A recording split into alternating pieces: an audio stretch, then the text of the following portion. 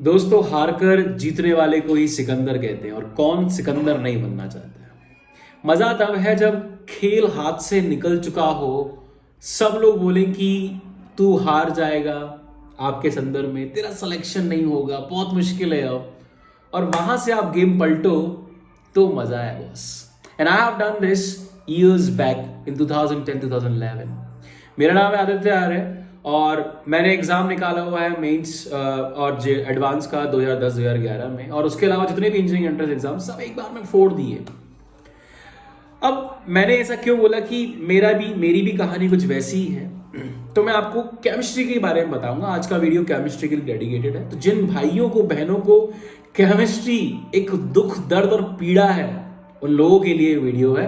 Share जरूर कर देना अपने उन दोस्तों के साथ, मदद हो जाएगी, भला हो जाएगा, पुण्य कमा लो यार भाई तुम लोग। तो 2008 में मैंने कोचिंग ज्वाइन की, जोश पूरा हाई था, अपन ही फोड़ेंगे, मालूम चल गई थी हकीकत सारी।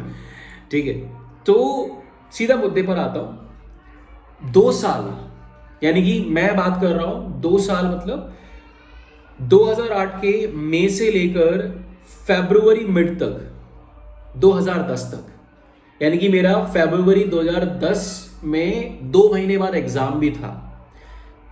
तो 2010 फरवरी तक मेरे नेगेटिव मार्क्स आते थे केमिस्ट्री में। रिपीट, नेगेटिव, और नेगेटिव 10, 20, 30 में से नहीं, 144 में से नेगेटिव मार्क्स आते थे। -5, -6, मतलब कसम से बोलूं रुला के रख दिया था केमिस्ट्री ने दोस्त।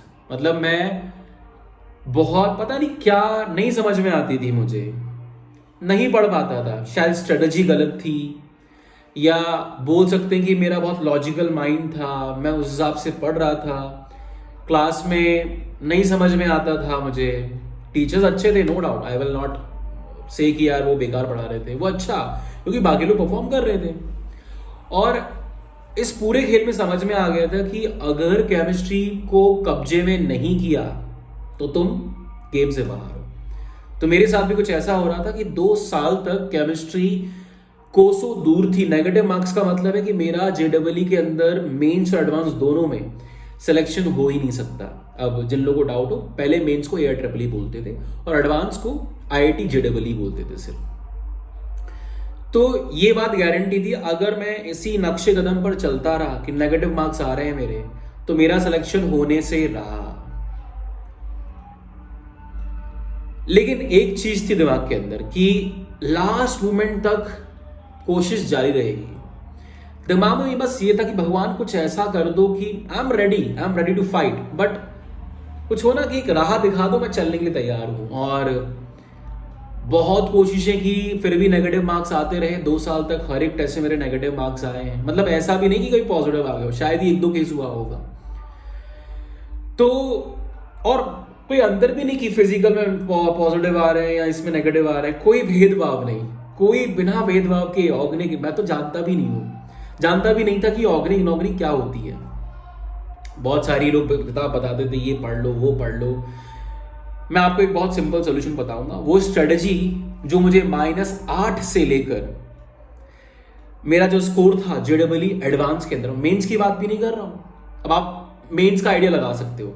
एडवांस में मेरा स्कोर था 75 out of 144, near by 55% marks. और ये मैंने किया सिर्फ 7 दिनों के अंदर दोस्तों। 20 फरवरी 2010 को मैंने ठान ली थी, अब आर या पार होगा खेल।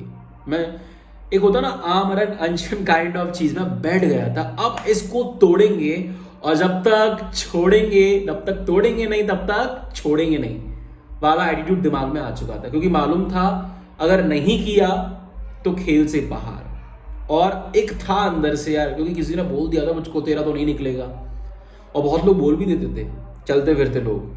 तो एक वो चीज आ गई थी कि यार अब तो निकालना पड़ेगा बॉस, क्योंकि अगर अब नहीं निकाला तो बहुत दिक्कत हो गई।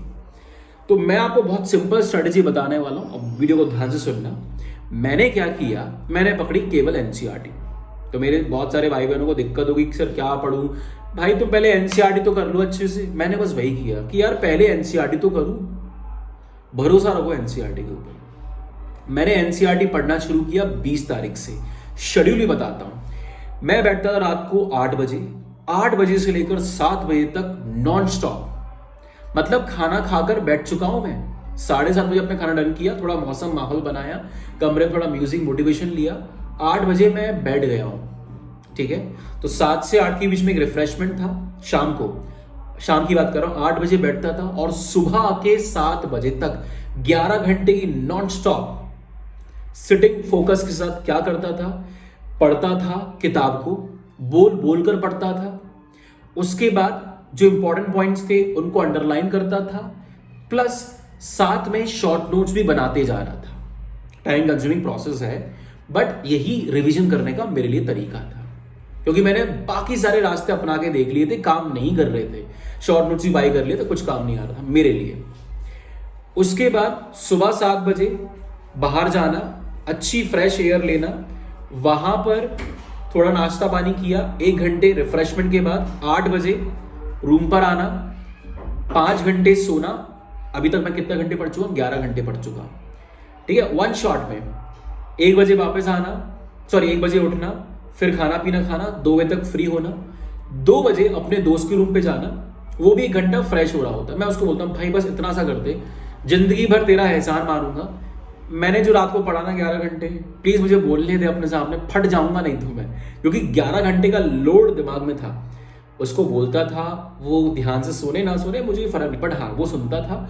और वो क्या करता था कि जो गलतियां होती थी ना, जो उसको समझ में इतना आता था, वो केमिस्ट्री का हीरो बोल सकते हो आप, वो मुझे बता देता था। और इस तरीके से मैं, अब आप लोगों को क्या करना है, अगर आपके पास ऐसा कोई दोस्त नहीं है जो केमिस्ट्री में हीरो, कोई बात नहीं, आप खुद को एक्सप्लेन करना शुरू करो। मेन फंडा यही है, खुद को समझाना शुरू करो, आपको समझ में आ जाएगा कि आप अटक जाओगे। ठीक है, इसके अलावा 2 बजे 1 बजे खाना खाया, 2 बजे तक रिफ्रेशमेंट हुआ, 3 बजे अराउंड रफली मैं फिर से पढ़ने के लिए बैठता था, और फिर से इस बार मैं 4 घंटे फिर से रिवाइज करता था जो पढ़ा है। 15 घंटे की सिटिंग होती थी।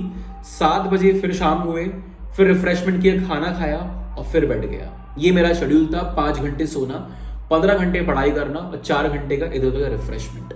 ये मैंने किया 20 तारीख से लेकर 27 तारीख की सुबह तक। 27 को मेरा बर्थडे था, तो मुझे टारगेट था कि मेरे बर्थडे से पहले इसको तोड़ना है, पार्टी करेंगे बॉस, वैसा वाला माहौल बन गया था।